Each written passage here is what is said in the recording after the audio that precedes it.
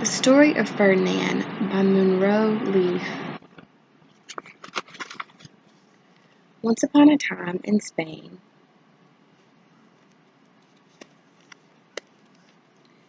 there was a little bull and his name was Ferdinand.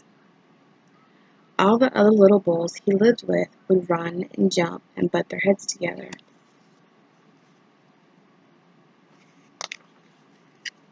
But not Ferdinand. He liked to sit just quietly and smell the flowers. He had a favorite spot out in the pasture under a cork tree.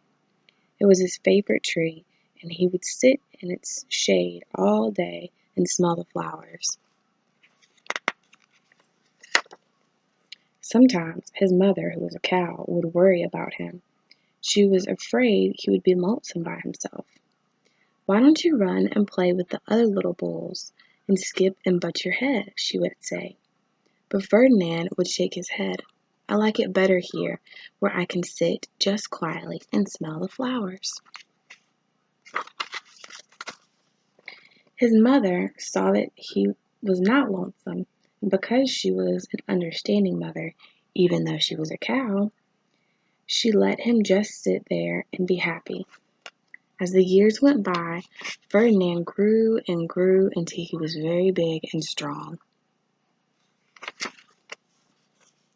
All the other bulls who had grown up with him in the same pasture would fight each other all day. They would butt each other and stick each other with their horns. What they wanted most of all was to be picked to fight at the bullfights in Madrid.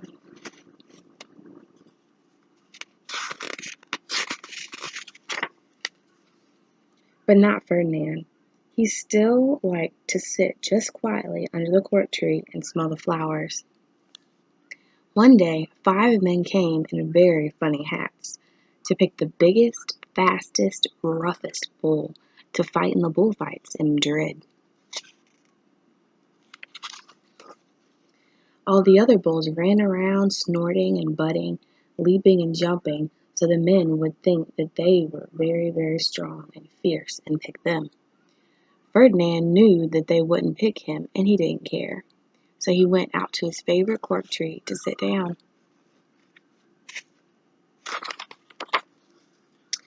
He didn't look where he was sitting, and instead of sitting on the nice, cool grass in the shade, he sat on a bumblebee.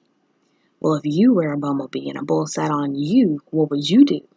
You would sting him, and that is just what this bee did to Ferdinand.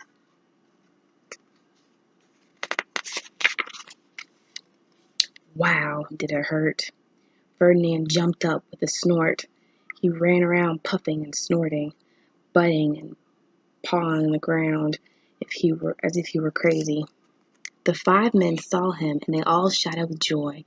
Here was the largest and fiercest bull of all, just the one for the bullfights in Madrid. So they took him away for the bullfight day in a cart. What a day it was! Flags were flying, bands were playing, and all the lovely ladies had flowers in their hair. They had a parade into the bull ring. First came the banderilleros,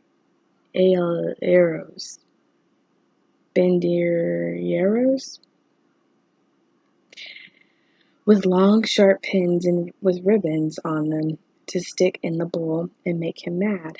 Next came the picadores, who rode skinny horses, and they had long spears to stick in the bull and make him madder. Then came the matador, the proudest of all. He thought he was very handsome and bowed to the ladies. He had a red cape and a sword and was supposed to stick the bull last of all. Then came the bull, and you know who that was, don't you? Ferdinand. They called him Ferdinand the Fierce, and all the banderilleros were afraid of him, and the picadores were afraid of him, and the matador was scared stiff. Ferdinand ran to the middle of the ring, and everyone shouted and clapped, because they thought he was going to fight fiercely and butt and snort and stick his horns around. But not Ferdinand. When he got to the middle of the ring, he saw the flowers in all the lovely ladies' hair, and he just sat down quietly and smelled. He wouldn't fight and be fierce no matter what they did. He just sat and smelled, and the bandoneeros were mad, and the picadores were madder, and the matador was so mad he cried because he couldn't show off with his cape and sword. So they had to take Ferdinand home. And for all I know, he is sitting there still, under his favorite court tree, smelling the flowers, just quietly. He is very happy.